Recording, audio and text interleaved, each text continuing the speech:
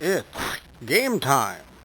This was originally released on our Those Guys Play channel. Links in the description box down below. Oh man, I can't believe I get to review Mega Man X today. Although, I wonder where my Super Nintendo is. It doesn't seem to be on the shelf where it should be.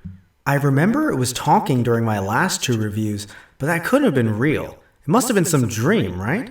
What was a dream, Matt?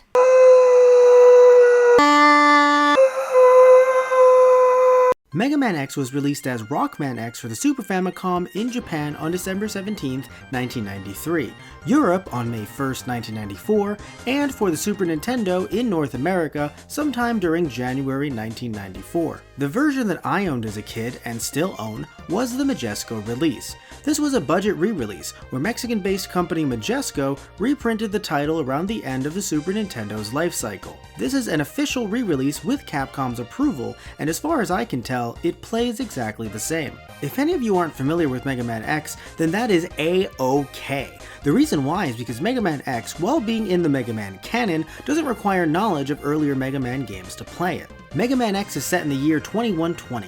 In this game, Mega Man is referred to as X, and he works alongside the Maverick Hunters to stop rogue robots, known as Mavericks, from, well, going rogue.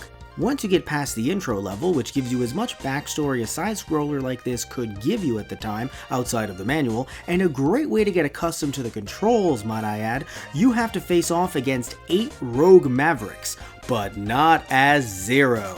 Yes, the cool new guy that you get introduced to that looks like the coolest guy in Anime High isn't playable in this game, but I digress. Back to the Mavericks. The 8 Mavericks you get to fight are Chill Penguin, Spark Mandrill, Armored Armadillo, Launch Octopus, Boomer Kuwanger, Sting Chameleon, Storm Eagle, and Flame Mammoth. There is a certain order you can go by, but really, you can beat them in any order you like.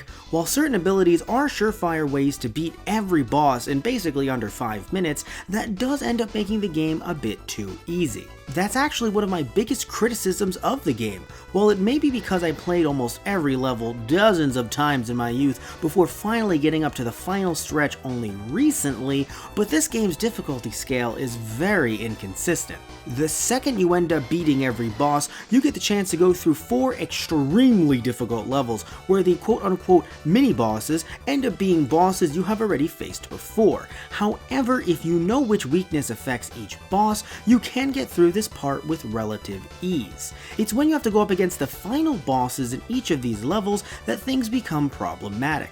While some of the previous bosses' weaknesses were head-scratchers, many of them made sense, and because you didn't have all these powers yet, process of elimination was rather easy. For example, what is this boss's weakness? Or this one? And what if its weakness was a power that you used throughout the level on some random grunt bots? Obviously you have to get good, like I did, but I would have preferred the difficulty to be scaled a bit better. Thankfully, Capcom does give you some help before going on to fight these final bosses. Throughout every level, there are hidden hearts, hidden quote-unquote sub-tanks, and even hidden mini-bosses that can help you get even more upgrades to boost your strength. I'm not going to give away every location, just like I won't give away every boss's weakness, because I do think that takes away a level of excitement from the game. Once you beat every boss again, every boss in these harder levels, and Vile, who seemed like a big deal early on but kind of isn't, you can finally take on Sigma. Just kidding, you get to fight his dog. Yes, Fightobot is actually a formidable fight, and his weakness makes no sense. After that, you can finally take on Sigma, who may in fact be your father. After beating him, which means that you have survived beating up a man and his dog, you are in for a surprise. His floating head proceeds to attach itself to a giant robot body. Nihon ga daisuki desu. Sigmatron Deathbot Man also has a weakness as well. It too does not make sense. I won't show the ending cutscene here, but I'll just say that despite you winning, it is depressing as hell. So what's the final verdict? Well, despite its issues with difficulty, the music in this game has some of the most memorable tracks I have ever heard. Sometimes I'll catch myself humming the music from the intro level and not even notice. The character models are stunning, and the amount of enemies on screen really push this console to its limits. And sure, sometimes it showed, but most of the time the game ran flawlessly. All of the game's hidden secrets will leave you playing for hours, and some may even seem like a hoax, but remember that you must defeat Shenlong to stand a chance. Wait, is that an actual line? Is Shenlong a character in the game? I'll give Mega Man X 4.5 Fidobots. So I don't know about you, but going down memory lane for me was a heck of a lot of fun. In fact, so much fun that maybe, I'm just saying maybe, I could play the cartridge? Geez, at least buy a console dinner first. Oh, you.